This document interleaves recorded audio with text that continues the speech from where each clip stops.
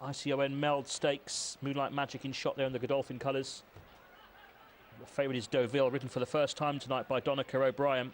Horse who won the Belmont Park race last year, a Grade 1. Deauville, third last time out. Aidan O'Brien trains for the colours of Featurey Hay, part owned as well by Michael Tabor, Mrs. Magny and Derek Smith. He's the class act here, back into Group 3 at 4 to 5. Brendan Bracken, 4 to 1. The Grey Gatsby, talking of class act, he certainly is that, former Irish Champion Stakes winner.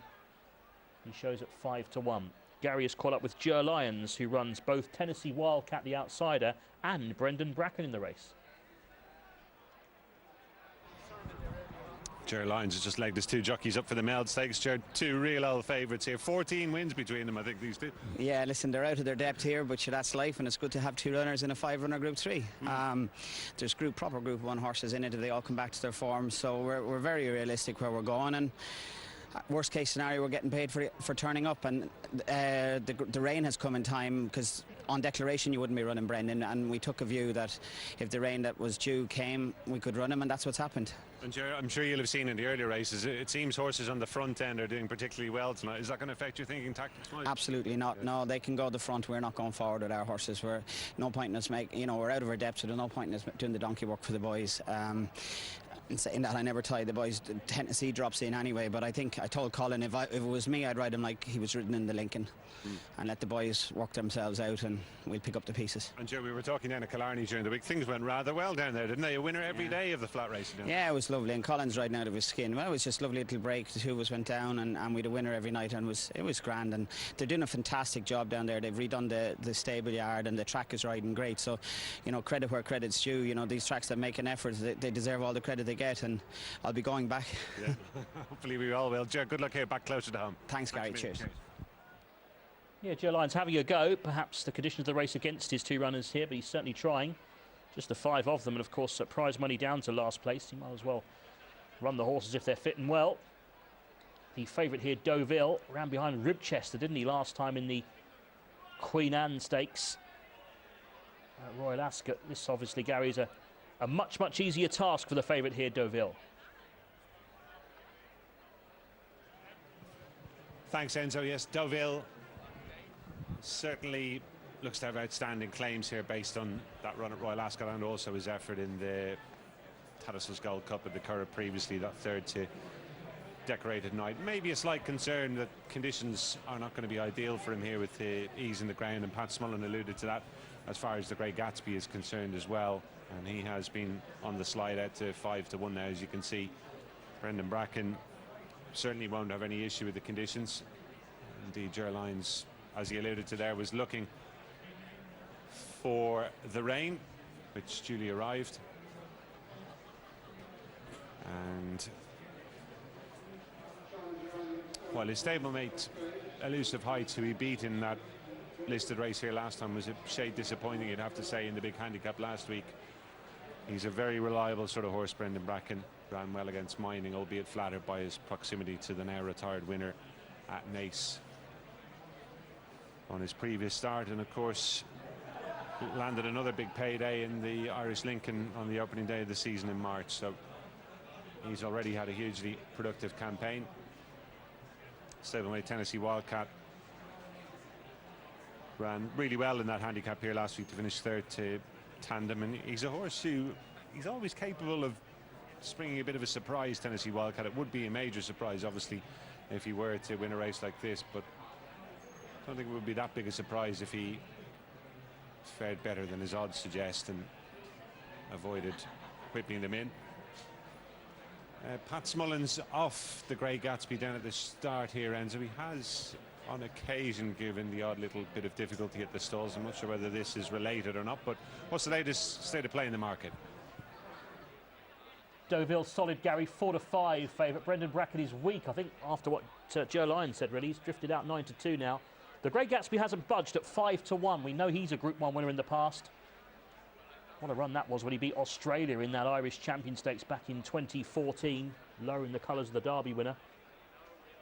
He's not really shown anything like that, though, in his recent starts, obviously, and is a horse who's massively below his lifetime best. They're trying the visor now for the first time. Was with Kevin Ryan, of course, now with Dermot Weld, the Grey Gatsby. As you see, he's just without the rider at the start. Let's hope he's okay. I think he is. I think he's just been dismounted. But Deauville 4-5. His Grade 1 win came in the Belmont Derby last year, over 1.25 miles. Deauville, Donica O'Brien on board for the first time this evening. Ryan Moore, of course, has ridden him in most of his runs. Though Jamie Spencer gave him a great ride when he won that Belmont Derby last July. Wasn't disgraced either, was he, in the Arlington Million when he was just beaten a half length behind Mondial East. So those two forays to the States were certainly lucrative for Deauville. He's about to go in. 4-5, the Grey Gatsby at 9-2 now. Jockey's climbing on board in the stalls, Pat Smullen. Let's see if the first-time visor can sharpen up the Grey Gatsby. It'd be great to see the old horse come back to something like his best. Anyway, they're loading up. Let's go and join commentary for our feature race, the Meld Stakes. Meld Stakes, Group 3, mile and a furlong. Looks set. They're off. Deauville jumps away in the lead and takes them down the far side, a couple of lengths in front of Moonlight Magic on the outside of Brendan Bracken. The Grey Gatsby just ahead of Tennessee Wildcat. They race the end of the first furlong, and Deauville and Donica O'Brien striding along 2.5 in front of Moonlight Magic and Kevin Manning. Same distance then to Brendan Bracken and Colin Keane in third. The Grey Gatsby and Pat Smullen just a half a length in front of Tennessee Wildcat and Gary Carroll. 5 runners make their way now right across the stands, very shortly making their way up towards the 6 mark, with Deauville the leader, from Moonlight Magic in second, Brendan Bracken is third, the Grey Gatsby and Tennessee Wildcat continuing on their way, taking them right down the back straight. Very shortly now coming up to the 5 furlong point, and Deauville by 2 to Moonlight Magic, the same to Brendan Bracken. And then comes the Grey Gatsby just ahead of Tennessee Wildcat. Beginning to make the run now to turn out of the back straight. Little change from the outset. Deauville in the lead from Moonlight Magic, Brendan Bracken, the Grey Gatsby and Tennessee Wildcat. On the run past the 4 mark and continuing across on the approach to the straight. Deauville the leader from Moonlight Magic, Brendan Bracken, the Grey Gatsby and Tennessee Wildcat, as they come now towards the 3, making the approach to the straight in the Icon Meld Group 3 Stakes. And it's Deauville the leader from Moonlight Magic, Brendan Bracken, the Grey Gatsby trying to improve on the outside. Tennessee Wildcat tracks them in. Off the bend, Deauville in the lead from Moonlight Magic, Brendan Bracken and Grey Gatsby and Tennessee Wildcat racing on now towards the final furlong. Deauville over against the rail, challenged by Moonlight Magic. Brendan Bracken in third, but inside the 200-yard mark. Deauville and Moonlight Magic battling it out. They've gone on from Tennessee Wildcat and up towards the finish. Deauville pressed by Moonlight Magic on the near side as they go towards the line. Moonlight Magic and Kevin Manning on the near side of Deauville. Tennessee Wildcat, Brendan Bracken and the Grey Gatsby. Well, it looked for a long time as though Deauville was doing enough to fend off the challenge of Moonlight Magic, but just in those final strides, Moonlight Magic has collared the favourite to get on top and win our feature event of the evening. Kevin Manning in the Godolphin colours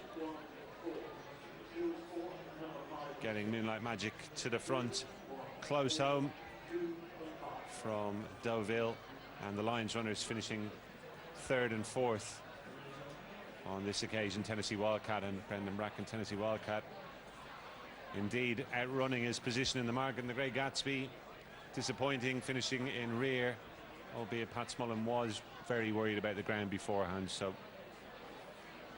might be unwise to judge him too harshly on that. But Moonlight Magic at 5-1 was quite well backed. Generally speaking, he'd been just falling short in recent starts, but in fairness,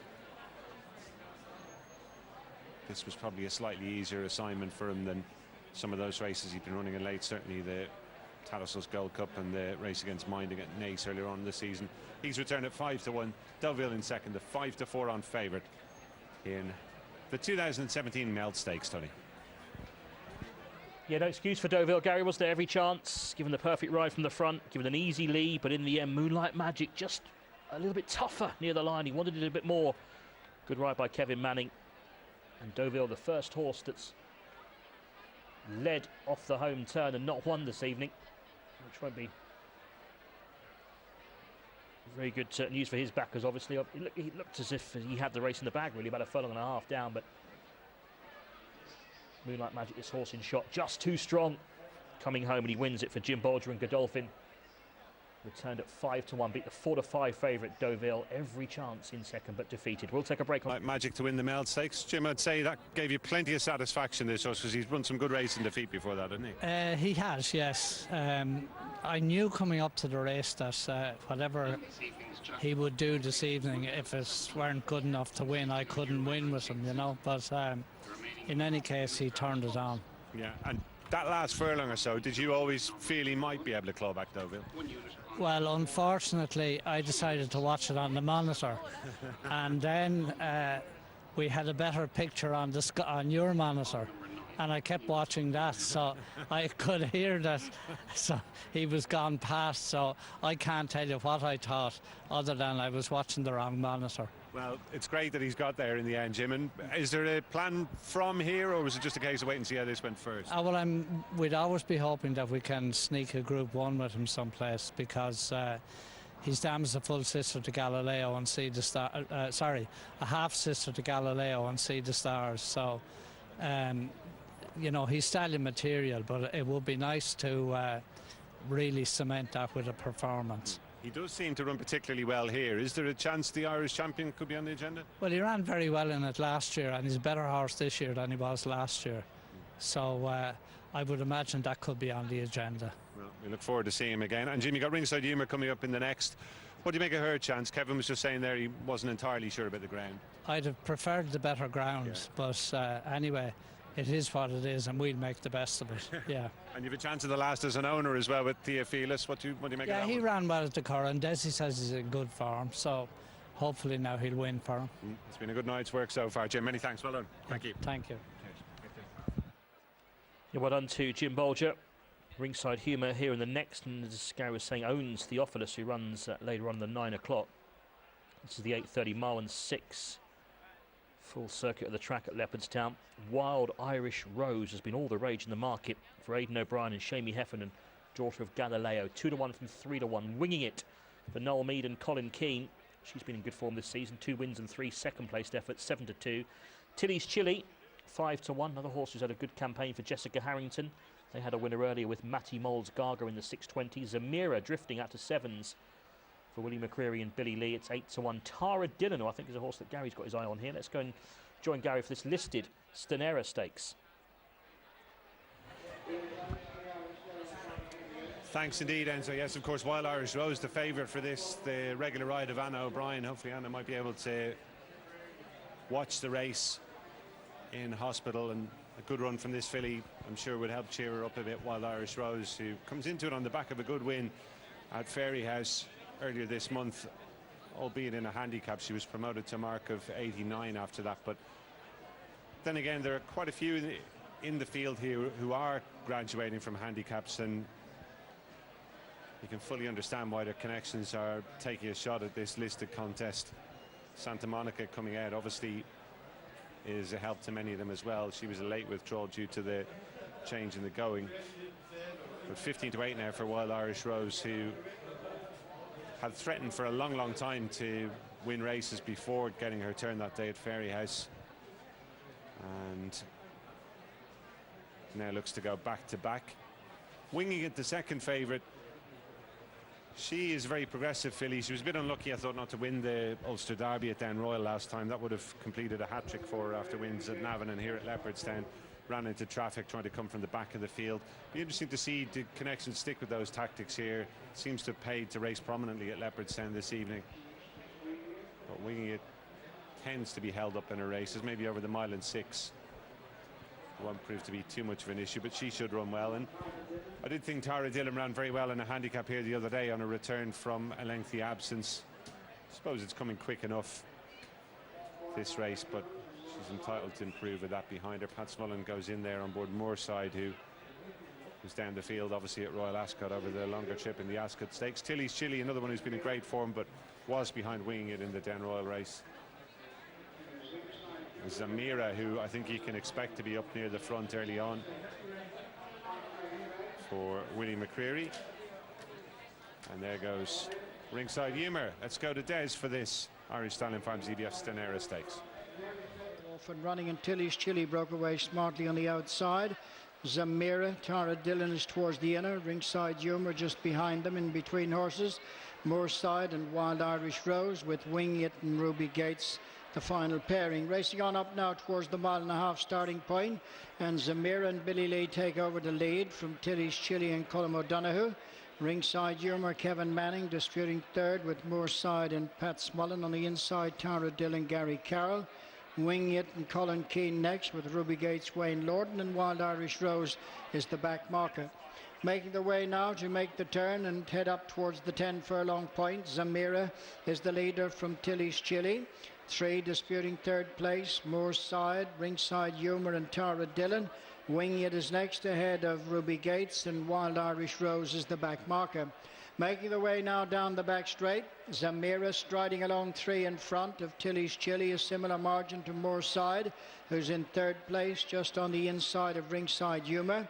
Tara Dillon is racing next as they race down the far side with Wing It, and then comes Ruby Gates and Wild Irish Rose.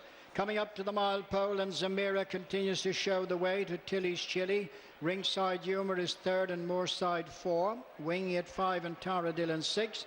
And then Wild Irish Rose in company with Ruby Gates. They race past the 7 now, right across from the stands.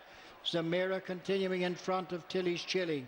Ringside Humour is third and Moorside 4. Wing It is 5, and then Tara Dillon. Wild Irish Rose last but 1. Ruby Gates the back mark of the 8. 6 furlongs to go. Zamira leads Tilly's Chili by just over a length. Couple of lengths to Ringside Humour. Moorside remains 4. Wing It 5 and Tara Dillon. Final pair, Wild Irish Rose and Ruby Gates. They're coming up to the 5 furlong point, beginning to make the exit of the back straight, and Zamira is the leader. Followed in second place, Tilly's Chili. Disputing third, Moorside and Ringside Humour.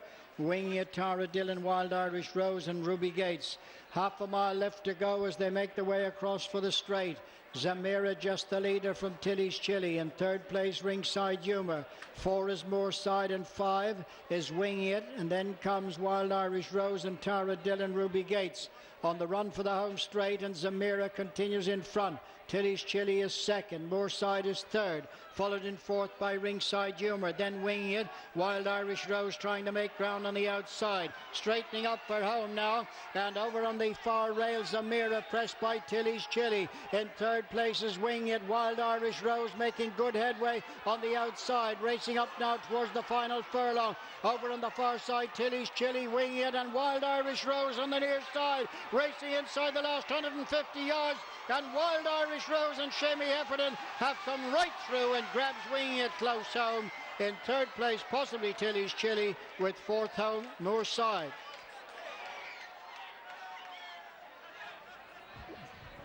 Well, she was very well back close to the off there, and Wild Irish Rose, who's been ridden in every one of her races prior to today by Anna O'Brien, has swept through from the back of the field to win this listed Stanerra Stakes under Shamie Heffernan. 7-4 favourite. She's been returned.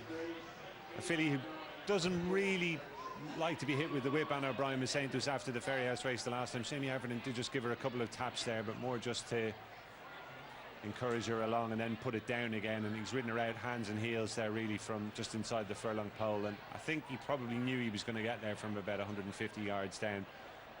Telling us after that first race he expected her to run well, and that's exactly what she's done. Winging It, losing little in defeat. She's continued her progress up the ladder. Just finding 1-2 strong in the final reckoning was produced to have every chance off that home turn by Colin Keane. But in the end, Wild Irish Rose, who came right down the middle of the track, maybe slightly less cut up ground there after the earlier action. See, just running around a little bit, but in fairness to her, never stopped going forward and gets the job done in this Stanerra Stakes. And hopefully Enzo, her regular pilot, will have been watching in and will have enjoyed that. Yeah, it's quite appropriate weather, Gary, isn't it? As you say, ridden in all of her previous starts by Anna O'Brien, who had that horrible injury at Killarney the other night. We wish Anna, of course, all the best in her recovery, but hopefully This will put a smile on her face, because this is a nice filly going the right way. Seamus Heffernan, very patient. I mean, it was against all the previous winners. What she did, came out wide to challenge from well off the pace and wins at 7-4. Wild Irish Rose beats Winging It at 4-1. Third, Tilly's Chili, just third, 11-2. Moorside, not disgraced for Charlie Hills in fourth, but a winning favourite. Aidan O'Brien and Seamus Heffernan teaming up with Wild Irish Rose. We'll take a short break.